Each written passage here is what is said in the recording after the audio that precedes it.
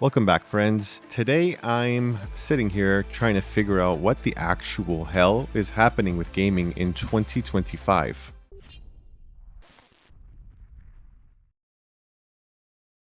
So, 2025 has been kind of crazy for gaming as a whole throughout the entire world. It starts with games preservation, trying to make sure that gamers have something from the past to show in the future and being able to own our own games and having to fight this weird kind of fight where we have to kind of justify being able to own our own games after we purchase them. It's a really weird place to be in, where you have to be your own lawyer and fight for your right to own what you buy. And it is kind of strange that this type of thing seems to be frowned upon by many people and even other gamers who think that that's not the right way to do things, that yes, we should only have rights to play the games for a certain amount of time because what we're purchasing are licenses and not the actual physical content itself. And then this sort of long uphill battle against the gaming industry in trying to get people to understand what we mean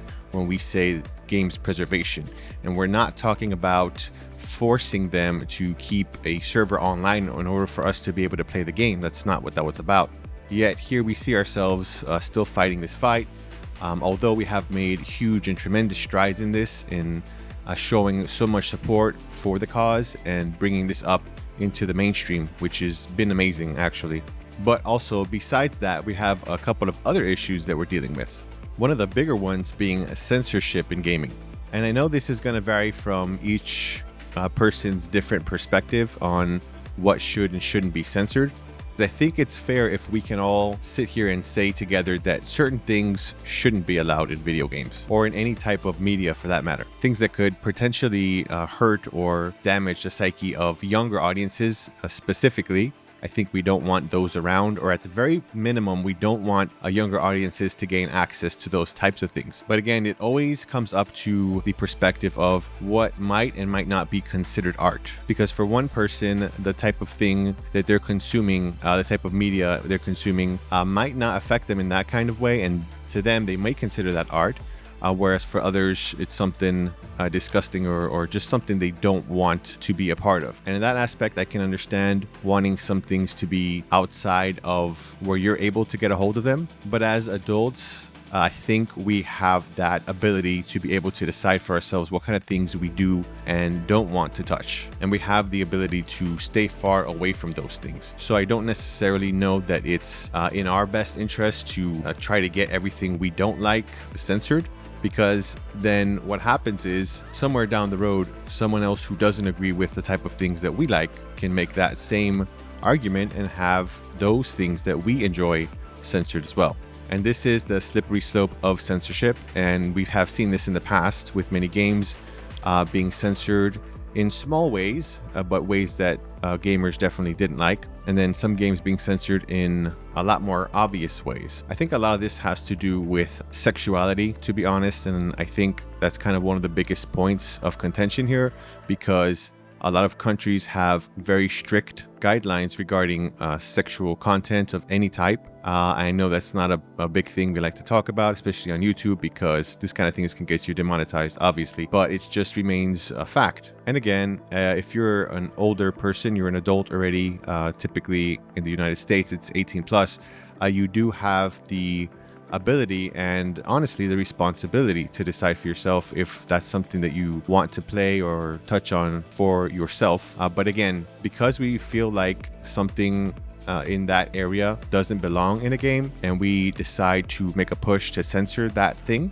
then it can and will be used against us in the future. And what started happening is what was first a snowball has become a avalanche, and essentially a lot of games are being censored for a lot of different reasons, even ones that don't involve any type of sexual activity at all or any type of 18 plus content. But even games like horror games or who knows, action games. I've seen some people saying that they may try to censor or completely ban games like GTA from the market because it includes a lot of 18 plus content. And who knows, it can just grow and grow from there. And the way that they're implementing these type of censorships now has really taken a huge step, not just from gaming, but outside of gaming completely as well.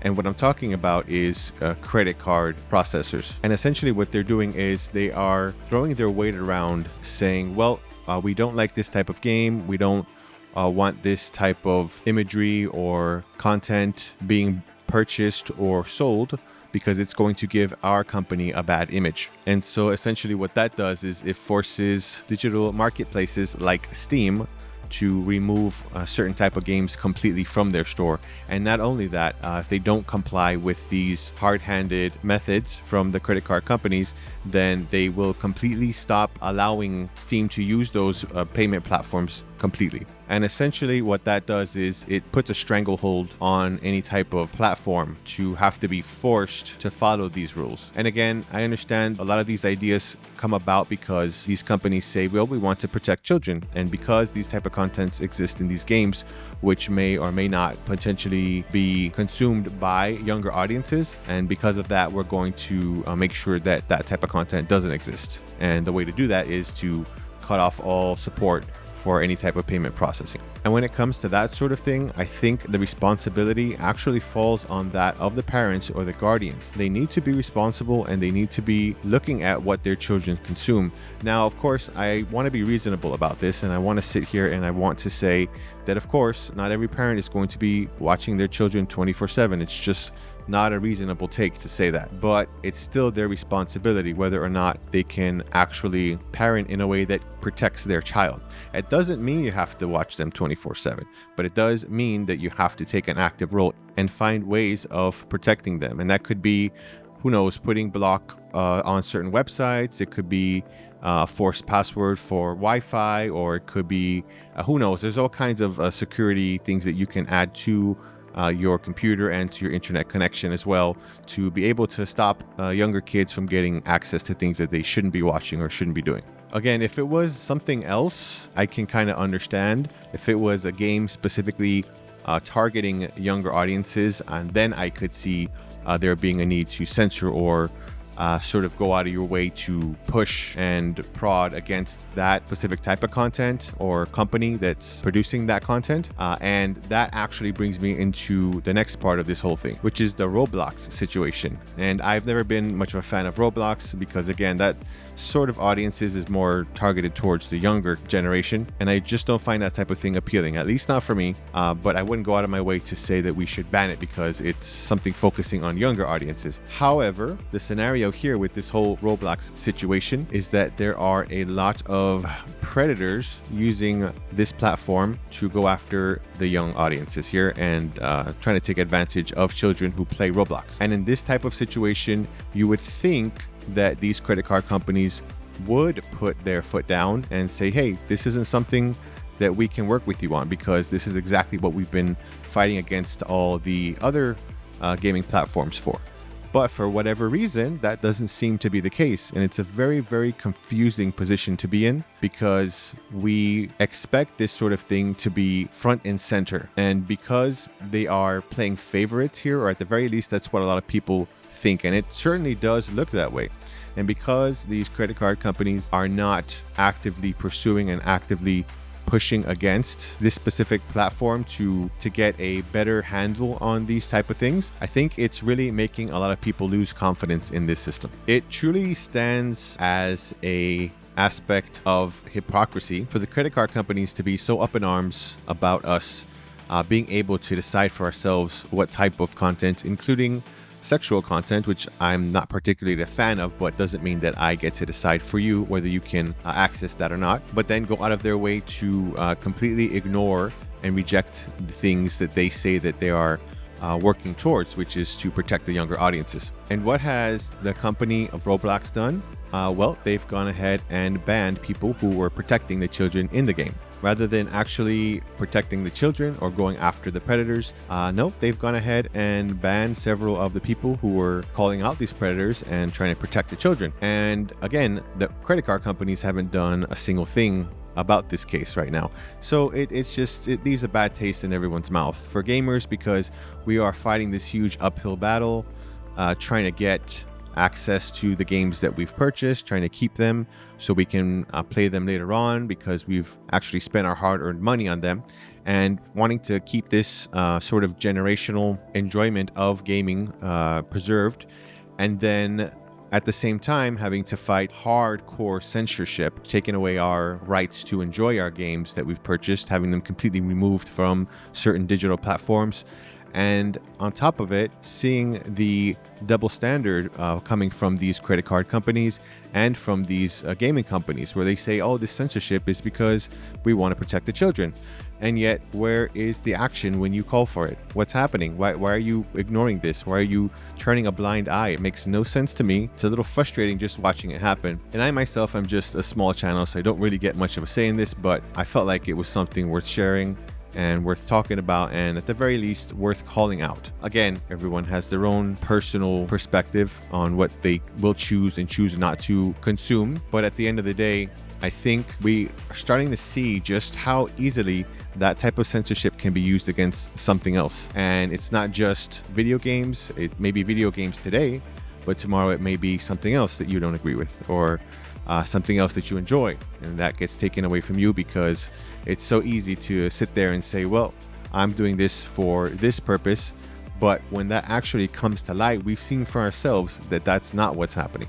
Are they doing this to protect children? Well, it doesn't look that way from the Roblox situation, does it?